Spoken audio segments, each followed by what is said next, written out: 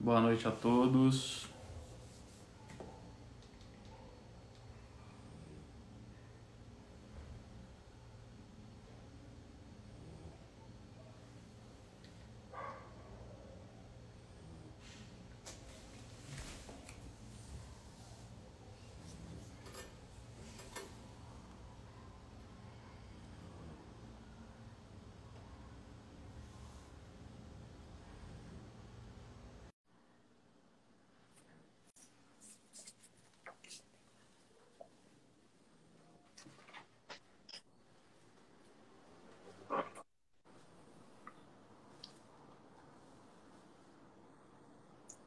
Boa noite a todos.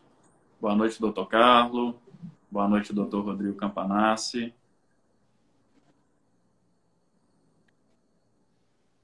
Tudo bom, doutor William? Boa noite. Boa noite, doutor Carlos. Parece que está travando um pouquinho lá com o doutor Carlos.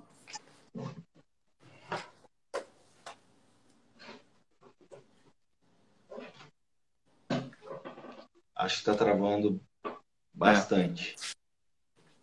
Só aguardar um pouquinho, doutor. Só regularizar a situação ali do doutor Carlos, a conexão. E como estamos, doutor William? Como vai a advocacia no Espírito Santo? Bastante correria, né? Mas satisfatório, graças a Deus. Previsão de algumas plenárias aí pro mês de abril, né? Estou sabendo, fizeram um sucesso aí, foram procurados por vários clientes. E me parece que tem uma sequência muito boa de júris, né? A gente está aguardando confirmação, mas a princípio tem uma sequência para o mês de abril de um total de 5 plenárias, né? Olha que maravilha. 4 delas no Espírito Santo e uma em Santa Catarina, a princípio. Não, eu tenho certeza que o resultado vai ser maravilhoso. Você e o doutor Carlos são fora de série no plenário e eu tenho certeza que não existe outro veredito senão a absolvição. Bom, antes do doutor Carlos entrar, vamos batendo um papo aqui, doutor William, sobre o que a gente está pretendendo, o projeto. Eu gostaria até de pedir a todas as pessoas que venham assistir essa live, tiverem interesse sobre o assunto, toda segunda-feira, nesse horário, né, entre 8 e 9 horas, a gente tem um projeto que é justamente a gente apresentar os casos vivenciados na área criminal, sobretudo no Tribunal do Júri. São 5 tribunos que assumiram essa função, né, esse projeto, e a gente tem aí se esforçado muito para levar esse tipo de informação, porque eu sempre falo, doutor William, que existe um grande problema no Brasil, né? A gente aprende todas as ciências, todas, sem exceção.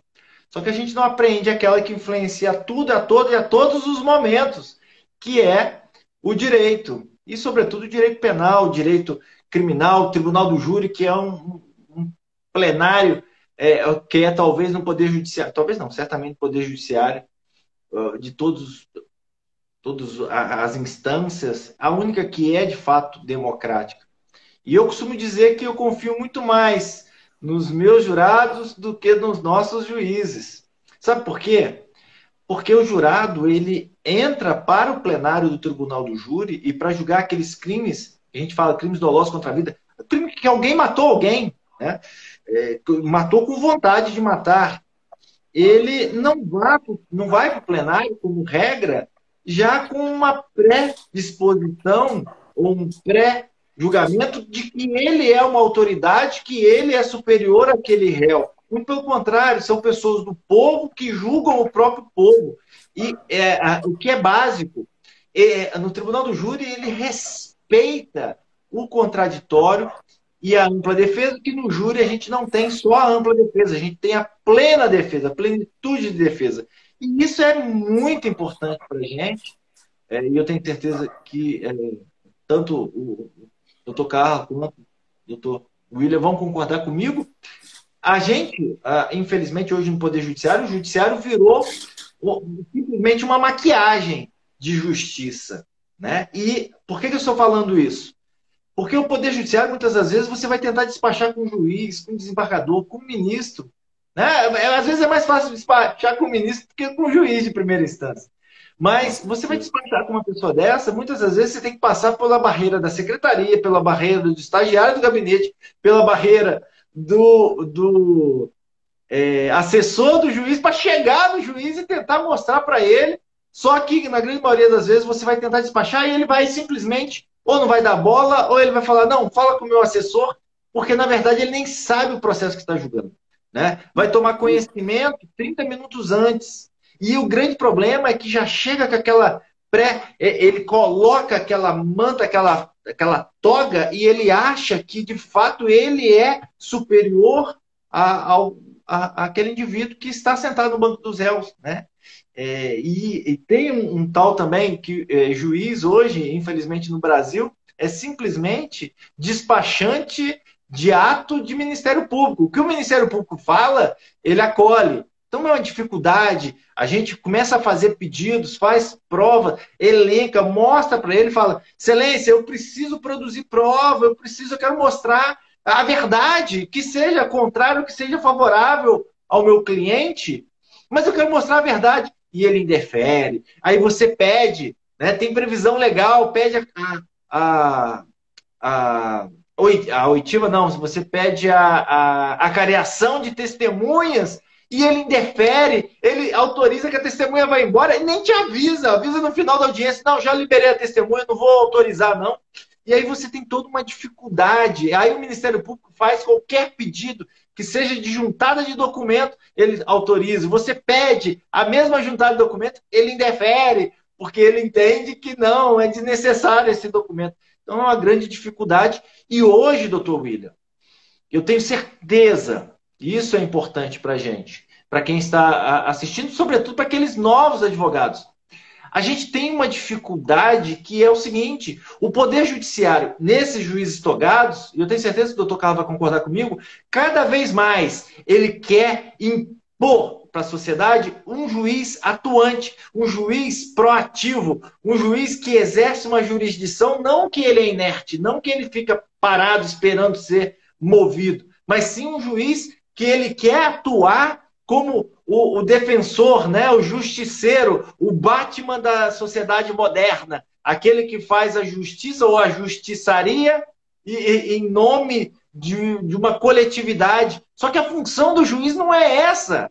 Né? Para isso nós temos um poder judiciário. Por que o juiz tem que agir enquanto ele quebra a imparcialidade, ele quebra a própria estrutura do devido processo legal? E mais, doutor William, doutor Carlos, quando o juiz quebra essa imparcialidade, quando ele quebra essa isonomia, esse princípio básico que o juiz ele tem que estar equidistante das partes, ele tem que estar afastado, né, da pessoa e analisar o processo, ele tem que sentir o processo.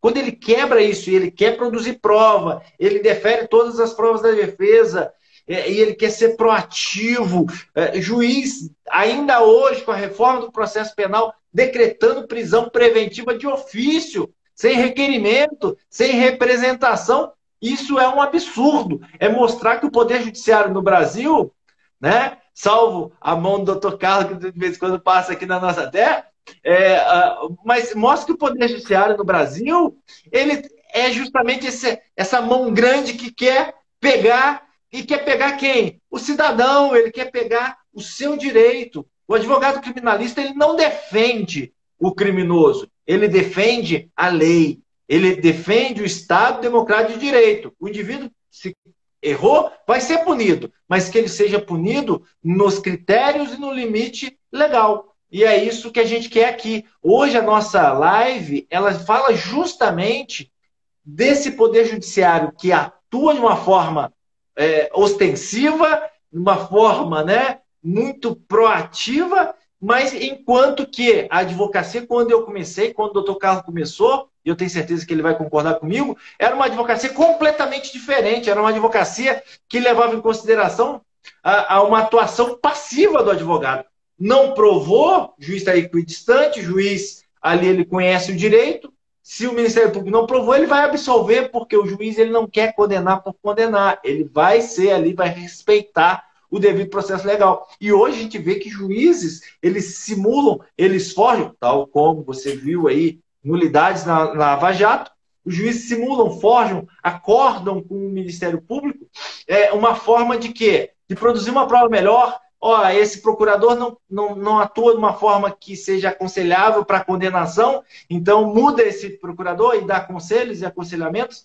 Então, contra essa atuação do Ministério Público, muitas vezes com o conchavo do juiz e o juiz atuando também proativamente, que a própria OAB percebeu e ela inaugura no final de 2018 e com muita atuação a partir de 2019, de um provimento do Conselho Federal da Ordem dos Advogados do Brasil, o provimento 188 de 2018, que ele vai falar o seguinte: advogado, não seja mais passivo. Hoje você tem a obrigação de produzir prova, e criou o Instituto da Investigação Defensiva. Doutor Carlos, passo a palavra para você.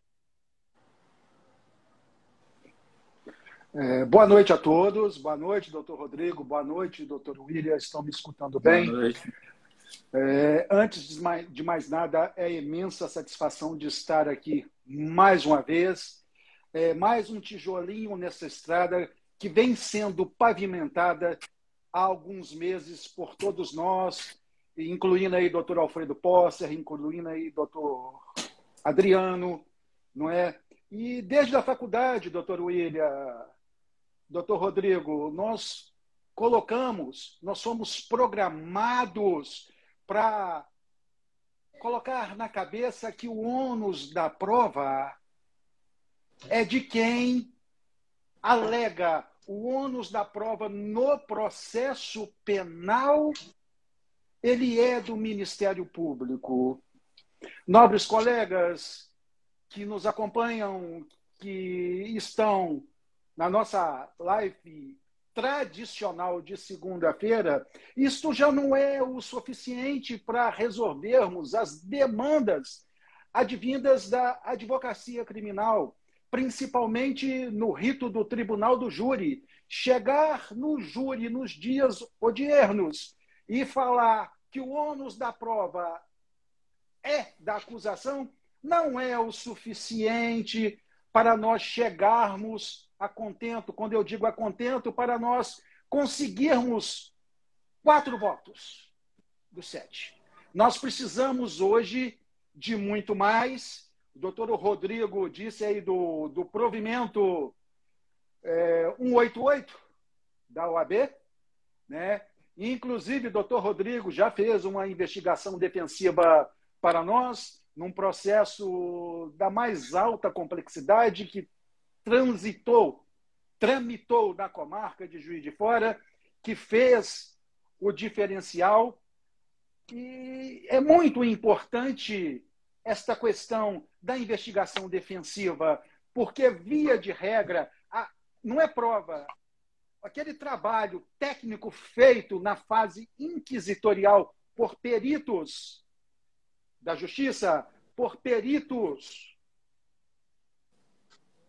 da delegacia, dificilmente será contraposto, conseguiremos ter credibilidade, tá, na plenária, se não contratarmos um assistente técnico, se não buscarmos a questão da cadeia de custódia para conseguirmos fazer o diferencial e, ao menos, equilibrarmos a balança da justiça. Essas minhas considerações iniciais. Passo a palavra ao doutor William Moreira para que nós possamos continuar a tecermos considerações a respeito da temática. Primeiramente, aí, boa noite a todos. Boa noite ao doutor Rodrigo Campanassi, que vai explanar, eu tenho certeza, muito bem sobre um tema que ele domina, né, que é a questão da investigação defensiva. Também, boa noite também ao doutor Carlos Hernandes, mais uma vez aí com a gente, nesse encontro semanal de toda segunda-feira, fazendo bate-papos com temas relevantes ao rito do Tribunal do Júri. E também, boa noite a todos aqui que estão nos prestigiando, nos assistem. Enfim, eu vou iniciar minha fala pegando um gancho inicial daquilo que o Dr. Rodrigo ele disse. E muito bem dito, né? O Dr. Rodrigo ele sempre deixa bem claro, bem transparente, que ele prefere os jurados dele do que os juízes, né, que julgam os processos. E isso tem uma certa coerência, levando em consideração as experiências do dia a dia daqueles que labutam na esfera criminal. Por que eu digo isso? Porque quantas vezes os advogados criminalistas, né, que são militantes, já despacharam já com o magistrado e explicaram detalhadamente um motivo por que fizeram um determinado requerimento, seja de liberdade, seja relativo à produção de uma determinada prova, enfim. E quando vem o despacho ele não tem nenhum tipo de coerência com aquilo que foi dito. E eu vou mais longe. Às vezes a gente tem algum recurso tramitando no TJ, nos TJs aí do Brasil, e quantas vezes a gente apresenta memoriais para os desembargadores, o desembargador relator, o revisor, o vogal, despacha antes da data do julgamento, e a gente sabe que o voto do relator já está pronto, e na hora, quando a gente acompanha na sessão, depois da sustentação oral, a gente verifica que nada daquilo que foi dito ou foi escrito está sendo combatido no acordo, né, no voto do relator. E ainda eu vou mais longe quando a gente fala de Tribunal de Justiça. Quantas e quantas vezes nós, advogados criminais, já tivemos a oportunidade de acompanhar a sessão como um todo e verificar quantas divergências houve, quantos votos que não foram acompanhados pelo relator. Normalmente é unânime, a gente só verifica unânime. Eu me recordo que eu participei fiz uma sustentação oral, deve ter uns 15 a 20 dias, e onde que pela questão da agenda, né, o meu recurso ele foi um dos últimos a ser colocado em pauta e, por consequência, acabei acompanhando a sessão inteira. Não houve uma divergência até o horário que eu fiz a sustentação oral, que foi cerca de 90% dos julgados naquela data. Enfim, e por conta disso, aí remetendo realmente ao próprio tema, nós advogados, né, nós temos hoje a função não de ter a nossa tese defensiva acolhida, porque muitas vezes essa tese ela não é a tese de absolução. Às vezes é uma aplicação da reprimenda nos moldes legal, uma desclassificação, enfim. Hoje a gente tem a função de descondenar o acusado. O acusado ele chega condenado, né? Qual seja rito ordinário, o indivíduo ele virou investigado, depois ele se tornou denunciado. Esse indivíduo, esse membro da sociedade, pode ser um criminoso habitual, pode ser um membro respeitável da sociedade, esse indivíduo está condenado. A função do advogado é descondenar esse indivíduo. E quanto mais eu advogo, eu percebo que o advogado ele tem que recorrer a cada dia a mais ferramentas para fazer isso. Seja contratando uma investigação defensiva eficiente, seja habilitando assistente técnico dentro do processo. Hoje eu percebo que a advocacia ela tem que ser dinâmica, ela tem que ser mais atuante dentro do processo. Aquilo que determina a redação do artigo 156 do Código de Processo Penal, cada dia que passa, eu vislumbro que está menos valendo. O ônus da prova, aquilo que alega, esquece isso. O ônus da prova é da defesa. Infelizmente, infelizmente, né? Infelizmente. E nada mais justo quando entrou em vigor o provimento da OAB, o 118 de 2000, o 188 de 2018, que permitir que os advogados fizessem também a investigação deles no processo, né? Porque já existia o PIC, né? Procedimento Investigatório Criminal para o Ministério Público, que foi chancelado pelo STF desde 2015. Então, até mesmo pela questão da paridade de armas, nada mais natural que fosse permitido aos advogados também recorrer a essa ferramenta tão importante hoje no processo penal.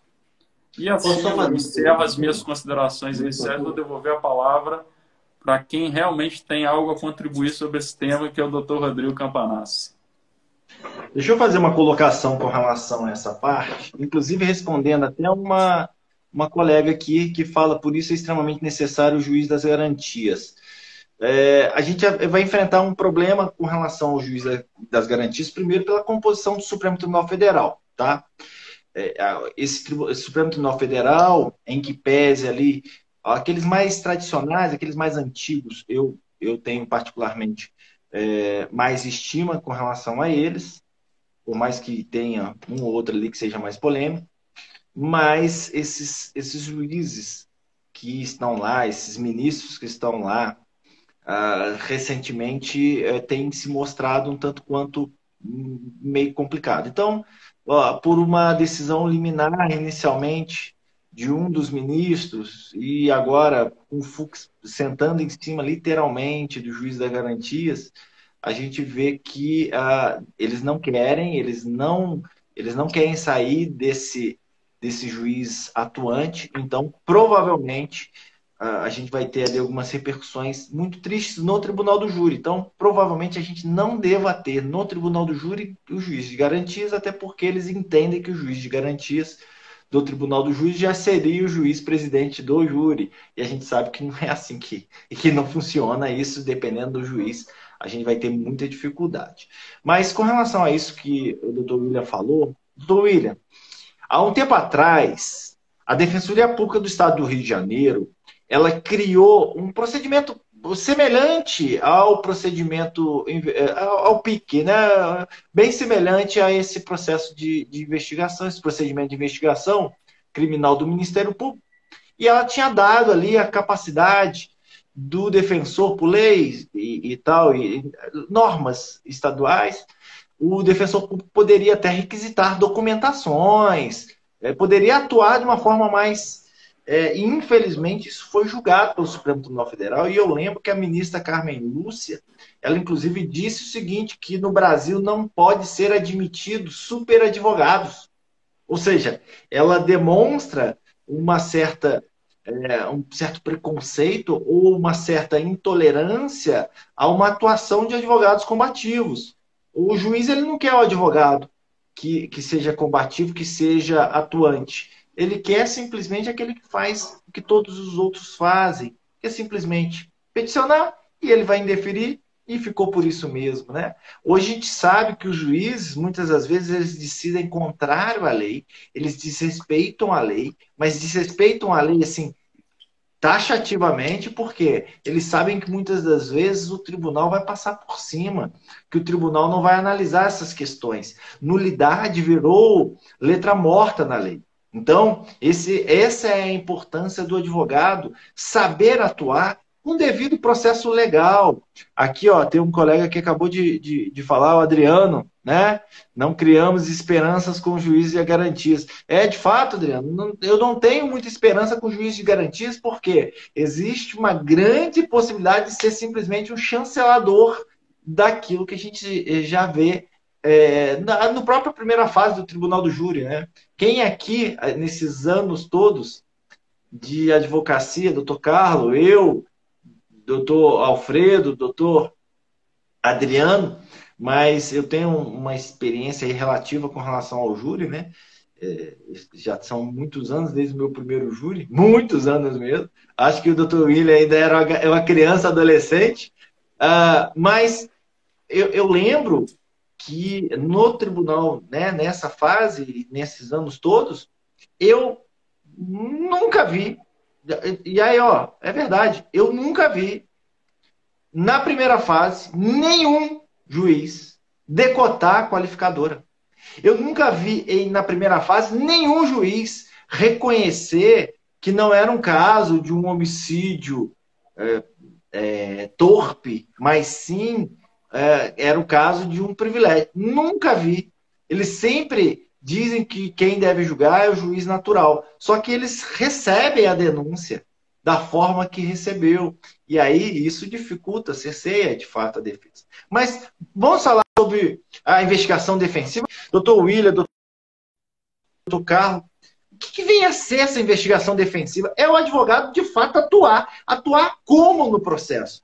Essa que é a grande questão. Não é simplesmente chegar o advogado, sentar numa sala de audiência, preparar um conjunto de perguntinhas e sair fazendo pergunta e achar que está atuando no processo, que está defendendo, que está exercendo a ampla defesa do contraditório. Não! É o advogado, porque existem informações que estão no Ministério Público e muitos advogados não sabem, né? Existem ali interceptações telefônicas que muitas das vezes elas não podem ser julgadas no processo. Por quê? Porque foi quebra de sigilo, né? Porque foi ali um grampo telefônico, mas o promotor ele tem essa ciência, então ele já sabe. Eu tenho um caso de uma cliente que outro dia eu fui na delegacia e o delegado virou e falou assim: olha, você estava na casa do seu pai essa semana. Como que ele sabia que ela estava na casa do pai se não é por interceptação clandestina, né? Não tem como. Não tem como saber disso, por quê? Porque ninguém sabia, nem o marido da pessoa, né? Nem o cunhado, nem a vizinha não sabia. Como que eles sabiam? Entendeu? Então a gente enfrenta uma série de amarguras no processo penal e o advogado tem que ser atuante. De que forma? E aí que vem a grande questão. Eu já tive um caso, e eu já até trabalhei esse caso aqui, a gente até, na última oportunidade que eu tive de expor um caso prático, mas eu acho que é interessante, é aquela atuação mesmo. Abriu fase para o plenário do júri, e eu tinha que rolar testemunha. Então, o juiz virou e falou assim: fase 422, indique quais as provas você pretende produzir. E aí, aqui, muito tempo antes, né, tem muitos anos esse processo, eu tive aquele lampejo: poxa, a mulher está sendo acusada de tentar matar o marido. Ok. Ela deu veneno de rato. O indivíduo não morreu. E eu parti do pressuposto que veneno de rato não matava rato no Brasil, vai matar um ser humano, né? Eu não estou falando de chumbim, não. Aquele chumbim mata, mas aquilo é proibido no Brasil. Veneno de rato nacional, minhoca, da terra, nativo nosso. E aí, o que acontece? Eu fui investigar e eu vi que ali ele possuía um antídoto dentro da própria composição. Poxa, é que dali foi um início, um lampejo de um início de uma investigação defensiva. No mais, então, como o doutor Carlos falou, a grande maioria das vezes são casos emblemáticos que a gente vê que se nomeia assistente técnico, e aí se nomeia um perito mesmo para que ele combata quem? Ele combate um laudo pericial. Eu lembro de um caso aqui muito famoso em Juiz de Fora, em que um perito foi contratado para uma análise, foi uma socialite, uma mulher muito rica, que ela teria dado uma festa particular em casa com mais 2 rapazes, à base de bebida alcoólica e maconha, acho que cocaína, e um desses rapazes teve um surto psicótico, começou a agredir, de acordo com as informações, tá? Começou a agredir essa socialite, o outro rapaz foi defender. Quando o outro rapaz vai defender, ele segura e tal. Eu sei que esse indivíduo que é muito mais forte do que o outro, ele conseguiu, ele foi imobilizado, e no que foi imobilizado, ele meio que apagou, e aí, de repente, ele acorda de novo, esse rapaz segura ele e dá um mata-leão e fica segurando ali o indivíduo, achando, e aí ele frouxou, inclusive, o indivíduo. E aí ele achava que o rapaz estava simplesmente dormindo, mas na verdade ele matou o indivíduo sem saber que tinha matado. Só que ele estava defendendo a mulher. Foi toda machucada, quebrada, tem vários sinais, né, de lesão, de lesões, perícias nela. Bom, eu lembro que nesse caso especificamente contrataram um assistente técnico para poder combater o laudo, porque o laudo fala que o indivíduo teria morrido pela asfixia. E o assistente técnico, analisando esse caso, esse contexto, ele fala o seguinte: olha, esse rapaz, ele utilizava lá substâncias entorpecentes, ele tinha uma série de problemas. Na verdade, existe uma possibilidade, ele foi imobilizado sim, mas existe uma possibilidade desse rapaz ter morrido, olha só, pelo uso da droga, ter dado um problema e, em razão da droga, ele ter morrido. Então, são casos muito esporádicos e casos de uma repercussão maior. Porque hoje, um assistente técnico... Doutor Rodrigo, posso fazer uma Pode parte só para contextualizar aqui? Ó. Tem um caso bem emblemático que fala muito, que eu acho que é muito relevante para a questão da investigação defensiva e também muito importante para a questão do assistente técnico. É o caso da Elisa Matsunaga. Teve um ponto que ele foi muito debatido pelo perito da Polícia Civil. Foram 2 pontos, na verdade, que foram muito debatidos. O primeiro, com relação à questão conforme foi o disparo, por que o disparo da arma de fogo teria pegado transfixando a cabeça de cima para baixo, porque a tese do Ministério Público seria que ele estava deitado e ela atirou. Aí a investigação defensiva, juntamente com outros assistentes técnicos, tentaram desmistificar essa situação. E a segunda situação, que foi muito importante, foi com relação à questão que, segundo o perito forense, também, que era o médico legista que fez a autópsia do cadáver, ele até disse no documentário que o cadáver conversa com o médico, né? Isso aí eu não tenho dúvidas com relação a isso, né? E ele alegou, basicamente, 2 circunstâncias. Que a primeira delas, que quando ela começou a esquartejar ele, que ele estava vivo, e a segunda é que seria 2 pessoas, pelo menos, por causa dos cortes. Um assistente técnico, foi um médico de renome no Brasil, entendeu? Foi contratado na condição de assistente técnico para desmistificar essa questão desse laudo, e ele falou uma coisa muito importante, que se a tese do Ministério Público, olha só a importância, às vezes, de uma investigação defensiva de habilitar um assistente técnico, se fosse corroborado a tese do Ministério Público, transplante de órgãos no Brasil tinha que parar, não só no Brasil, como no mundo. Porque o fundamento para o transplante é quando tem a morte de uma parte do cérebro humano, que essa parte foi atingida pelo projétil. Então, teoricamente, ele não poderia sentir nada, não sentir dor, nem estaria vivo, né? Não estaria vivo. Ele podia, o coração dele estar batendo ali, mas ele não estava vivo mais. Isso eu acho que é uma situação muito importante, porque se não tivesse essa fala desse assistente técnico e não tivesse essa investigação defensiva, seria isso que iria valer. E a segunda situação que ele desmistificou é o seguinte, que quando ele falou dos cortes, ele é um médico também, cirurgião, e ele disse que para a tese do Ministério Público ela ser verdadeira, ela teria que, toda vez que ela estivesse fazendo um corte, ela voltasse lá e afiasse a faca. A faca, o instrumento cirúrgico que ela utilizou, acho que ela utilizou um instrumento cirúrgico. Então, por conta disso, nenhum corte iria ficar igual ao outro, porque a partir do momento que ela estava fazendo esse esquartejamento, né, o instrumento estava ficando cego. E, por consequência, ela tinha que introduzir mais força, enfim. Outras, aí, por consequência, o corte não ficaria igual.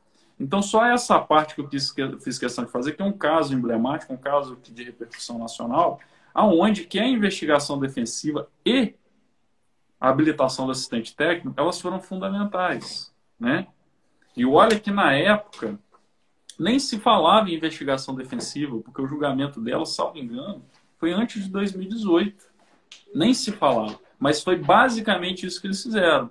Eles fizeram a reconstrução da cena do crime, eles conversaram com testemunhas, eles só não... Estava escrito ali, porque não existia ainda o provimento 188 de 2018, mas eles fizeram uma investigação defensiva.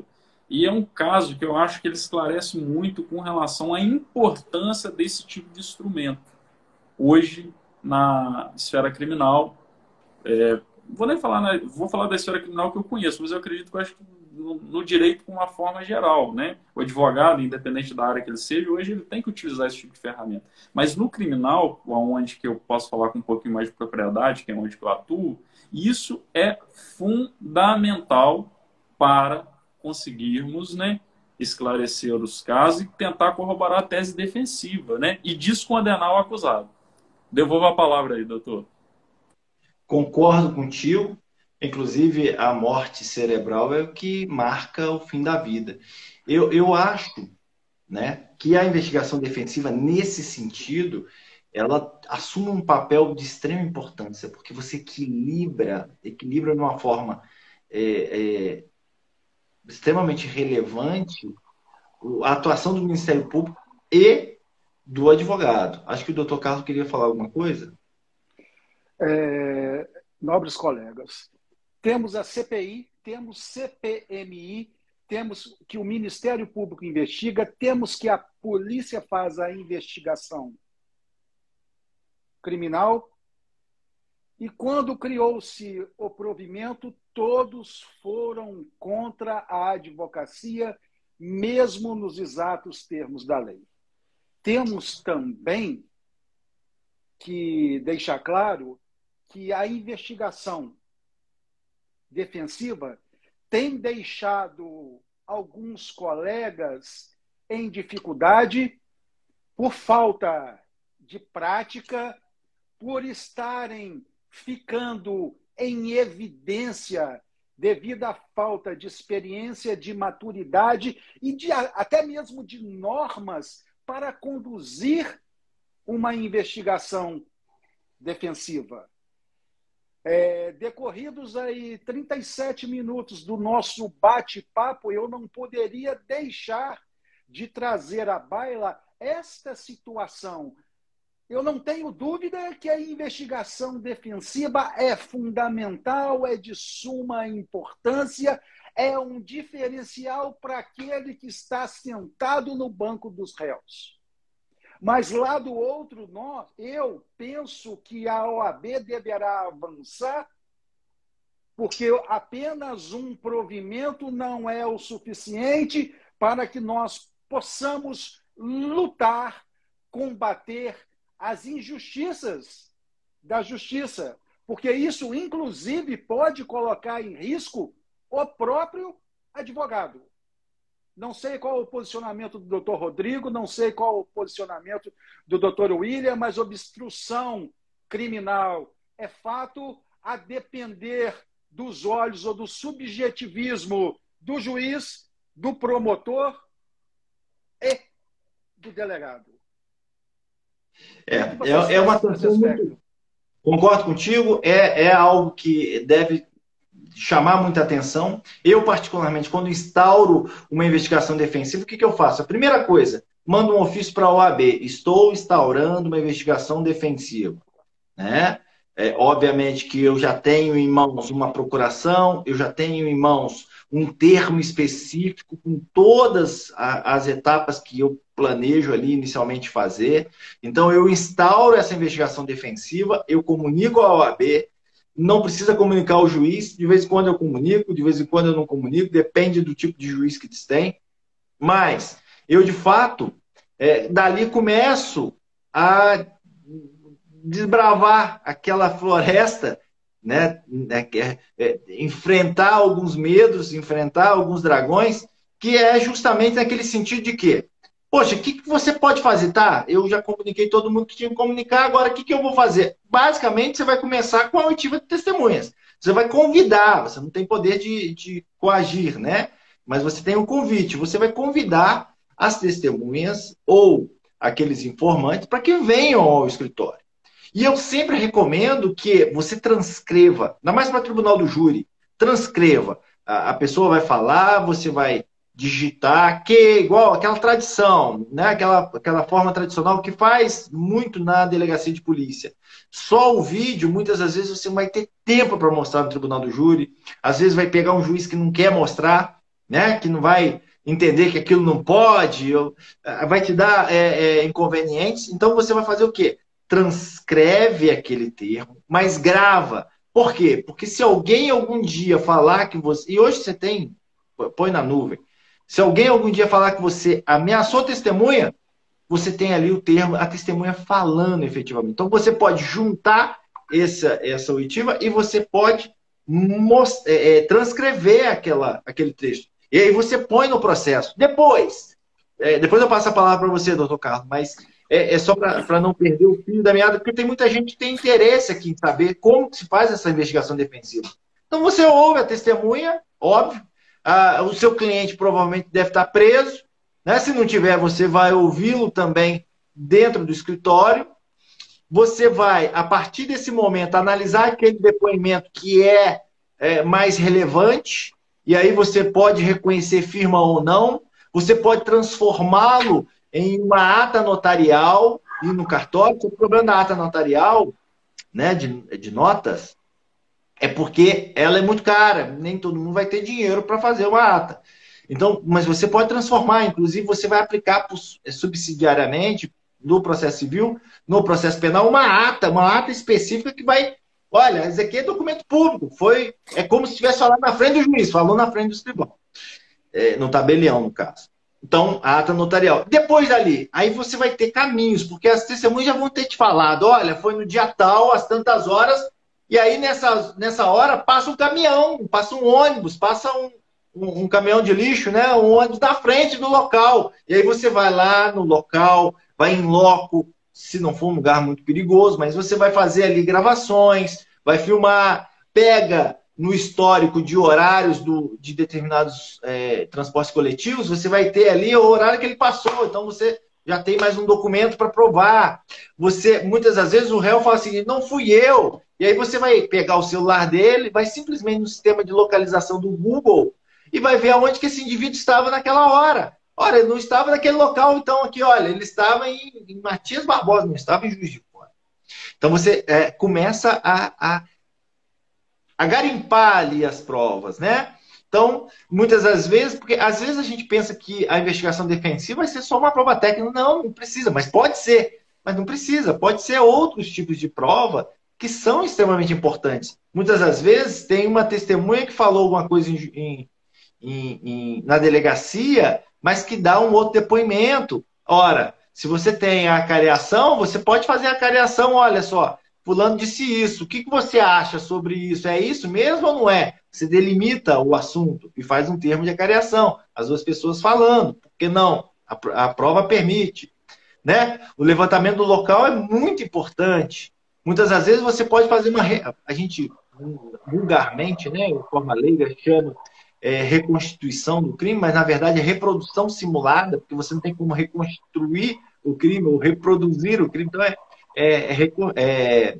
quer dizer, é uma reprodução e não é uma reconstituição. Você não tem como reconstituir o crime, mas reproduzir sim, uma reprodução simulada. Então você faz essa reprodução simulada, muitas das vezes ali com alguém imitando ou fingindo ser a vítima, a posição dos disparos, né? Às vezes você pode pegar um croquis do veículo, uma imagem, uma foto do veículo e falar assim, olha, esse tiro veio dessa direção porque pegou essa vítima na frente que estava conduzindo e acertou o joelho da vítima atrás. Ah, esse disparo que foram nas costas, mas como que o disparo foram nas costas se o indivíduo está na frente? Então é porque ele fez um deslocamento lateral e deu o disparo, mas não quebrou o vidro, é porque o vidro estava aberto. Então, acertou a primeira na lombar, a segunda acertou na lombar meio que reto. A primeira acertou meio que de baixo para cima, mas de baixo para cima é porque a vítima estava saindo mais abaixada do veículo. Acertou a primeira, aí ela levanta, sentiu dor, a segunda veio paralela. Então você consegue você mesmo fazer esse tipo de análise, e depois você pode contratar um perito específico para poder fazer essa análise. Né? Então você Exatamente, pode... doutor. É igual, salvo engano, só até para título de exemplo, foi igual o laudo que eu vi, né, do processo que você fez do Dr. Carlos. Na tese era que eram 2 atiradores. Segundo o croquis que você fez, com base nas informações, desmistificava isso. Conseguia chegar à conclusão que era um único atirador. Enfim, essas questões são muito importantes, que até então, se não tem uma investigação defensiva e posteriormente a desabilitação do assistente técnico, vai ficar valendo aquela informação que já está no processo. Então, aí que está a importância dessas questões, né? Devolvo a palavra, doutor. Então, até para a gente poder ir caminhando, você tem ali alguns indícios, né? Você vai fazer Eu tenho uma investigação defensiva aqui no escritório de uma juntada de WhatsApp, de documentos printados e impressos de WhatsApp. Da onde vieram? Não fizeram perícia nesse documento, não analisaram a data, a vítima falando que fulana de tal poderia ter sido a autora, né, do crime de homicídio. Só que a hora que foi enviado o WhatsApp, a vítima já tinha morrido há 4 horas atrás. Então existe ali, foi dias anteriores ou não foi? Quem foi que imprimiu? Quem foi que fez aquilo? Era do celular da vítima? Não, não era, não periciaram. Aí eu peço a perícia e, não, já devolveu o celular para a vítima e aí não tem, para a esposa da vítima, não tem como periciar. Então, existe uma série de problemas, uma série de inconvenientes que é trazido no processo que você, na investigação defensiva, você vai combater aquilo. Né? Você vai apresentar um laudo. Os jurados vão analisar sim ou que não. A grande questão é que a grande maioria dos jurados são leigos. Para o juiz de direito, ele vai desconsiderar aquilo, não vai nem analisar, mas o jurado, depois que você falou, e isso é importante, existe o que a gente chama, né, de direcionamento da atenção selecionado. Quando eu falo, por exemplo, doutor Carlos, olha aí atrás, por favor. Olha atrás de você.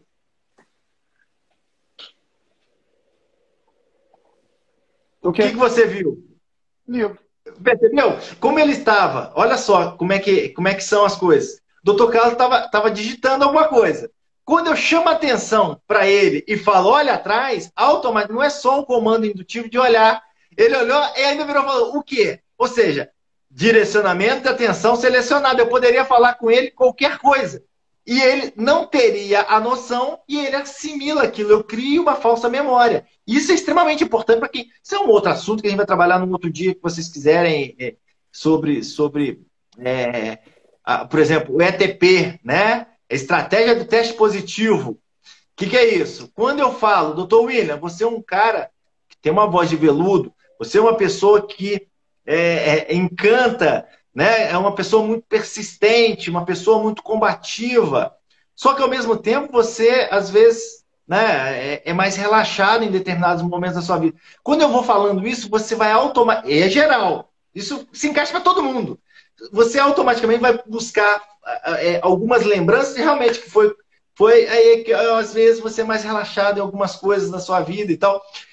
Eu dou um comando, um teste positivo. Então, na verdade, eu estou ali trabalhando no seu memória. O jurado ele não sabe se aquele texto que eu li ele tem validade ou não tem. Quem vai falar é o juiz, é o promotor, que não vai ter validade. Mas depois que você deu o comando, botou a testemunha, depois que ele viu uma imagem da população toda com cartaz lá no bairro, fulano de tal é inocente, né? Carla Hernandes não fez isso. Depois que ele viu aquele...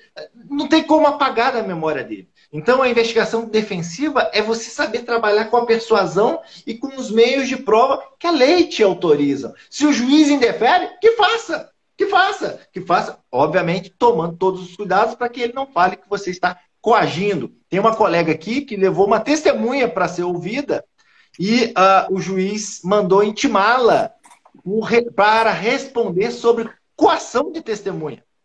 A colega, até, na hora que ela falou coautoria. Coautoria? Não, deve ter coisa errada. Aí depois a gente descobriu que, na verdade, é de coator, não de coautor, né? Mas, de qualquer forma, tem que tomar muito cuidado. Informe a OAB, tome todas as medidas possíveis, coloque tudo na investigação defensiva, tudo, do A a B. Tudo que fosse ser feito, intimação, depoimento, as pessoas assinando testemunhas, para que você não tenha problema no futuro. Perfeito. Doutor Rodrigo, eu aproveito o ensejo aqui para trazer uma consideração. Via de regra, no rito do tribunal do júri, na primeira fase, todo o proceder é embasado no inquérito policial. Procura-se confirmar ou afirmar tudo aquilo que foi feito a título de investigação criminal, que deveria tão somente valer para embasar a denúncia. Nada além. Só que, agora voltando para a parte prática, quase impossível nos dias de hoje seria nós, defesa, mudarmos um processo embasado somente em depoimentos de testemunhas. Nós precisamos de mais. E ainda que façamos a investigação defensiva, vou contar um episódio que aconteceu comigo nesse processo que o doutor Rodrigo fez a investigação defensiva. O promotor de justiça iniciou os trabalhos dele na plenária do júri, já criticando e indignado com a investigação defensiva. Dizia ele que quem poderia investigar é tão somente a polícia e o Ministério Público, mas ninguém. Com qual intuito? De destruir tudo aquilo que foi feito pelo Dr. Rodrigo. Observem e maximizem a complexidade. Fazemos aquilo que for possível e necessário para os nossos clientes. E ainda assim deparamos na plenária do Tribunal do Júri com críticas descabidas e desnecessárias, advindas de uma visão obsoleta. A verdade é essa. A investigação defensiva faz diferença? Faz sim, excelências. Nós não conseguimos trabalhar hoje somente no mundo jurídico. Precisamos de técnicos. Imaginem esses processos da mais alta complexidade, em que se dá 10 dias para o advogado fazer as alegações finais, que só de interceptação deve ter uns 7 volumes. No mínimo, ele precisaria de 1 mês, sem fazer mais nada, para que desse conta daquela interceptação. O que será, então, desse advogado? Como ele Doutor vai Carlos, conseguir solucionar essa situação? Eu queria até ponderar, porque eu trabalho na Lava Jato, eu tenho um caso na Lava Jato, um dos processos, uma das fases da Operação Lava Jato, eu trabalho. E lá a gente tem uma quantidade. Olha, eu não estou levando em consideração as fases anteriores, eu estou considerando só a minha.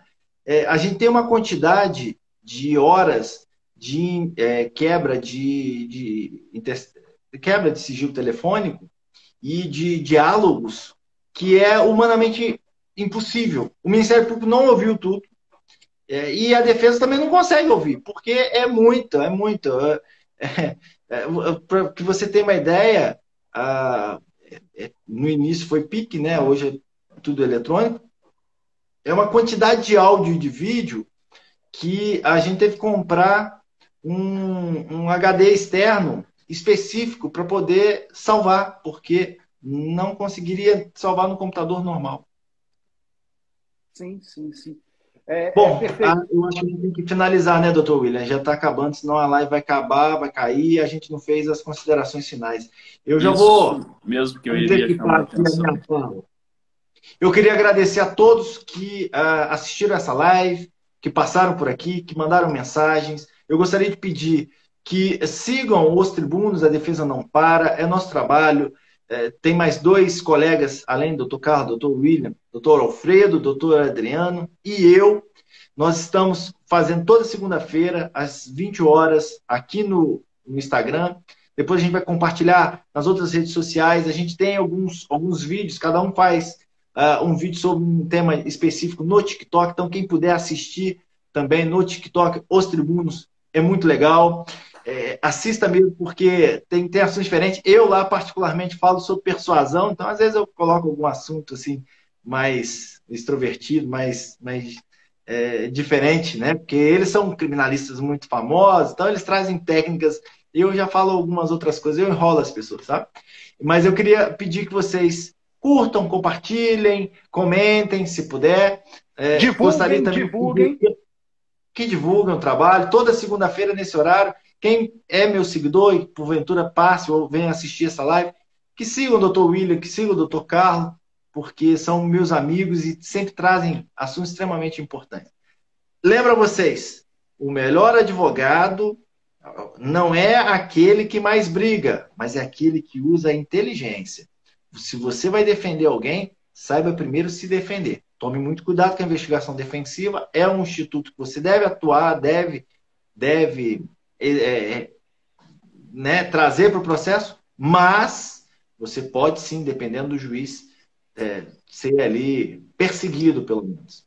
Faça a sua defesa primeiro. No mais, acta est fabula, ou seja, a história foi contada. Dr. Carlos, Dr. William, muito obrigado. Doutor William, suas considerações finais, por favor.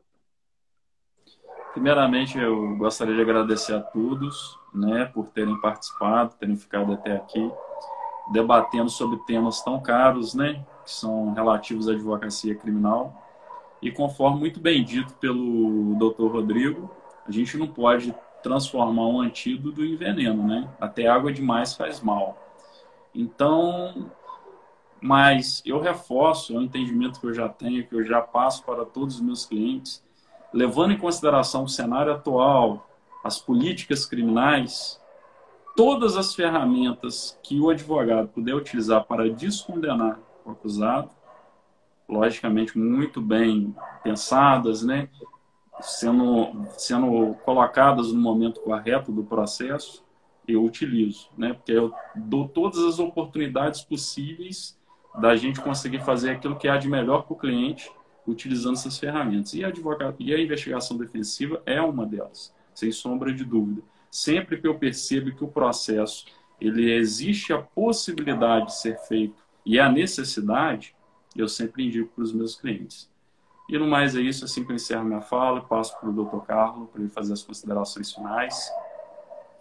Nobres colegas, amigos, companheiros de labuta, a investigação defensiva nos abre as portas, sem sombra de dúvida e com bastante cautela.